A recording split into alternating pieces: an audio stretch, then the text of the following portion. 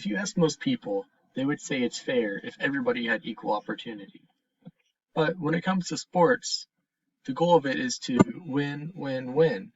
And people will always try to find an advantage in order to gain an upper hand on the competition. People have been trying to do this for centuries and centuries. It has dated back to 776 BC, when Greeks would drink wine potions in order to gain the upper hand on their competitors.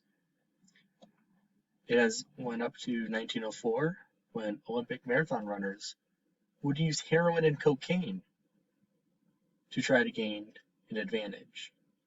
And more recently, 1972, blood doping was introduced in the Olympic Games.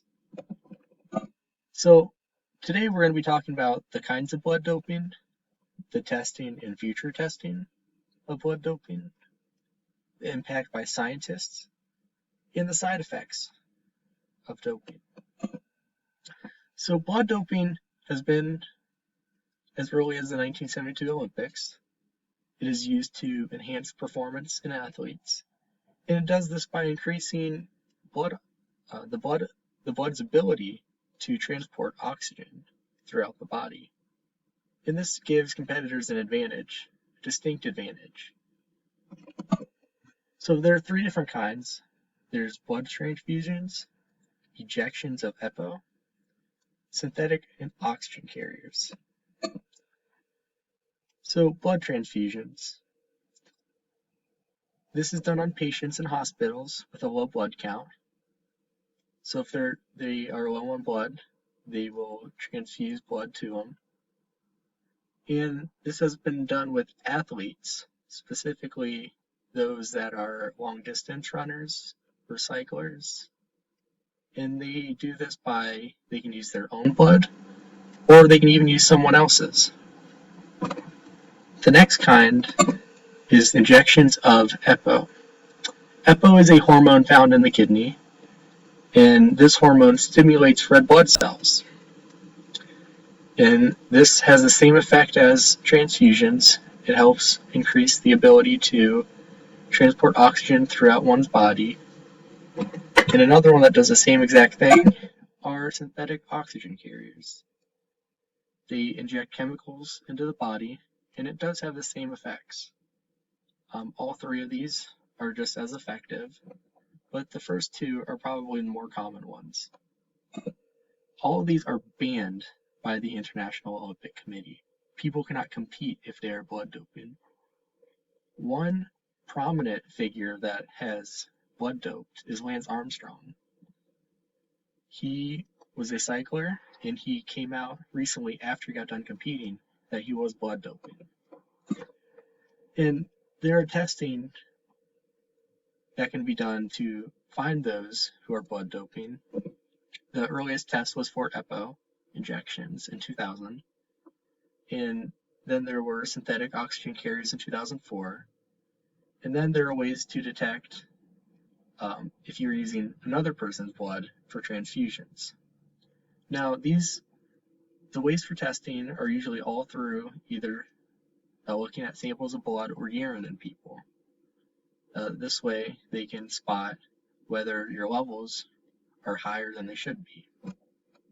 Now, they're trying to find more effective ways, and they also need to find a way to find out people that are using their own blood for blood doping. If they're transfusing their own, they're storing it for later. And they're also trying to look at non-direct methods, such as looking for traces of plastic residue in samples. This would help for people that are transfusing blood, whether it's their own or others. And they're trying to look at the gene levels and the iron levels. So they're trying to look and see if there are elevated levels in people's bodies that may say that they are blood doping. Now, there are scientists that are trying to come up with ways to better test for blood doping. And one of these is Dr. Chi from Duke. He is looking at RNA. He is trying to find elevated red blood cells in them, but more research is needed in order to see if this test is effective. And another way people are studying blood doping is they're actually studying the EPO and the mental state it can have on people. They found that if you inject EPO, you can improve motivation and help with schizophrenia.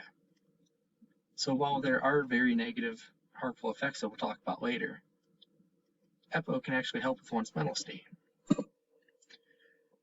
And the WADA, or World Anti-Doping Agency, is an agency that regulates people that use performance-enhancing drugs. And they are involved in many sports and governments around the world, and they educate people on the consequences of doping. And they try reaching out to athletes to make sure they're, one, being fair, and two, being safe. And they have to make sure they're being safe from blood doping because it can be very harmful for somebody. It can cause the thickening of blood, which results in heart attacks, strokes, etc., autoimmune disease, or you can use somebody else's blood containing a virus that could be very harmful for you if you are transfusing somebody else's. And blood doping has no place in athletics. Without blood doping, there's fair competition. But for transfusions, it is used medically, which can help people with a low blood count. And with the psychologists that were studying EPO, it can even be used to help somebody's mental state. So we talked about the 3 different kinds of blood doping, the ways to test, and the new developments by scientists. All of these ways have been used to help people better understand how blood doping can be dangerous, and 2, helping people understand that it can be good. It just depends on the way people use it. And it is not recommended to be used in sports. 1, because it allows for unfair advantages, and 2, is unsafe